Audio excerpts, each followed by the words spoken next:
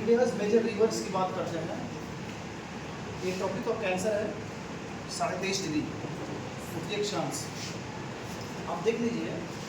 ऐसे में डिवीज़न जो होता है इंडिया का, ये पूरा का पूरा वो हिमालयन ब्लॉक के रिवर है, नदियाँ नॉर्दर्न रिवर्स, और ये जो है पेनिनसुलर प्लेट्यू रिवर का है, ठीक है ना, प्रायद्वीपीय पठार की नदियाँ।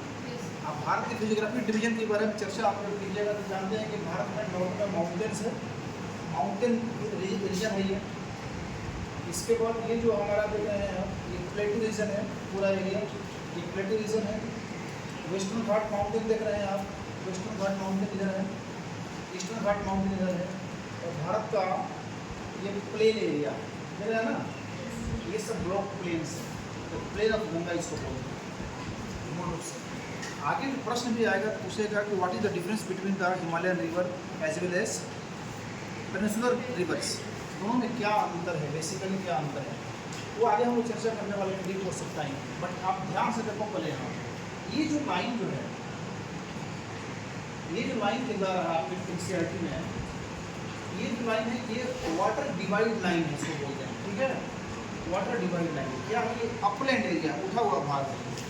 आप जानते हैं कि हिमालय एरिया देख रहे हैं, और हिमालय का जो 3 श्रेणी है, ग्रेट हिमालय, लेसर और शिवालिक हिमालय, और ये भी जो एरिया थोड़ा ऊंचा उठा हुआ भाग है। इधर से नदियों का ये सिंधु नदी है, झेलम, चिनाब, रावी, सतलुज, और इधर की नदी गंगा। देखो सिंधु की सिस्टम उधर बढ़ चलेगी पश्चिम की तरफ, और गंगा की सिस्टम क्या होगी पूरब की तरफ आ रही है। और ये ऊंचा उठा हुआ भाग है, ये अपलैंड एरिया है, ऊंचा उठा हुआ भाग, जिसको हम क्या बोलते हैं, जल विभाजक हिंदी में बोलते हैं, water divide. And upland area, and upland geographical area having the little more altitudes near by the connected area, आसपास के एरिया से थोड़ा ज़्यादा ऊंचाई होता है, उसको हम, ये जो लाइन है क्या है, लाइन ये वाटर डिवाइड लाइन है, जल विभाजक लाइन है ये, क्योंकि इधर से बिल्कुल स्पष्ट there is the clear cut demarcation between the Ganga river system and the Indus river system due to the projects of this upland area. अगर एरिया नहीं होता तो सिंधु और गंगा एक में मिलकर भरती, समझ गया ना। अब भाई इसमें समझने की कोशिश करिए,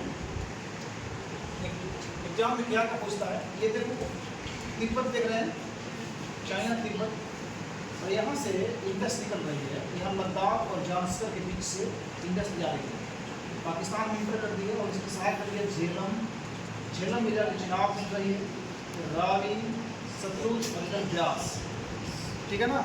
इंडस वाटर ट्रीटी भारत और पाकिस्तान के बीच में है, जिससे माना गया है कि भारत और पाकिस्तान के बीच अगर 100 लीटर के पानी का बंटवारा हो तो 60 लीटर के आसपास पानी किसको मिलेगा, पाकिस्तान को, और 20 लीटर पानी भारत को मिलेगा, क्योंकि नदियाँ पश्चिम की तरफ प्रवाहित है। इंडस नदी और इसके अंदर का मैक्सिमम पानी इस्तेमाल कौन करता है, चाहे ये करता है पाकिस्तान करता है। अब ये गंगा आप देखा ना, ये ग्रेट हिमालय माउंटेन है, यहाँ से निकल रही गंगा गंगोत्री से निकलती है, गोमुख से, और इससे आकर के बाएँ से यमुना मिलती है प्रयागराज में, इलाहाबाद में। नॉर्थ से आकर मिलने वाले में गोमती है, घाघरा है, गंडक है, कोसी है, ठीक है ना, इधर आए तो महानंदा भी है। ये फिर चाइना तिब्बत में आ रही है, एक तो पश्चिम की तरफ गई और एक पूरब की तरफ इधर से नदी आ रही है, इसका नाम है Tsangpo, TSANGPO, Tsangpo, T silent है, तिब्बतन भाषा में सांगपो, यानी ब्रह्मपुत्र को हम सांगपो के नाम से जानते हैं तिब्बत में। आप यहाँ पर हिमालय का एक मोड़ बना हुआ है, सिंटेक्सियल बेंड इसको बोलते हैं, इस मोड़ के पास इंटर करती है, और जब इंटर करेगी तो इसको हम दिहांग रिवर के नाम से जानते हैं, ब्रह्मपुत्र को दिहांग रिवर बोलते हैं। और इसके बाद जब बढ़ती हुई जब आती है आसाम में तो इसको ब्रह्मपुत्र के नाम से जानते हैं। फिर ये धारा आती है उधर से, गंगा की आने वाली और संयुक्त जो धारा है, दोनों आके मिल जाते हैं, और मिलने के बाद दोनों मिलकर के जाकर के डेल्टा का निर्माण करते हैं, जिसको हम सुंदरबन डेल्टा के नाम से जानते हैं, पड़ेगा ना, ये बे ऑफ बंगाल में करते हैं।